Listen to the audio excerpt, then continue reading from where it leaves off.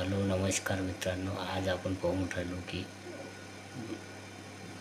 महाराष्ट्र राज्य बांधकाम यांची आज नवीन जाहिरात प्रकाशित झाली आहे. तरी आपण पाहू शकतो की त्यामध्ये थोडे बदल करण्यात आले आहे. मंडळाच्या आदेशानुसार दिनांक 5 फेब्रुवारी 2025 पासून तालुका सुविधा केंद्रात डाटा एंट्रीचे काम बंद करण्यात येत आहे.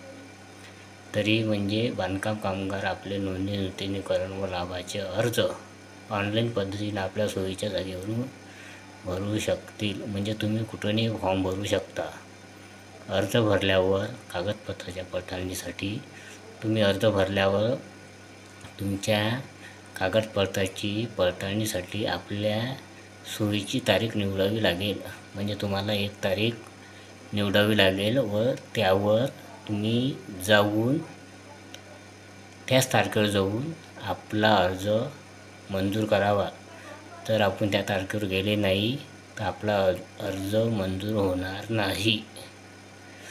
लाभाच्या कागदपत्राच्या पडताळणीसाठी जागा व तारीख निवडल्याबाबत म्हणजे ज्या लोकांनी पहिले IWPM प्रणालीमध्ये कागदाच्या पडताळणीसाठी अगोदर तारीख घेतलेली आहे त्यांची तारीख आता रद्द करण्यात आलेली आहे.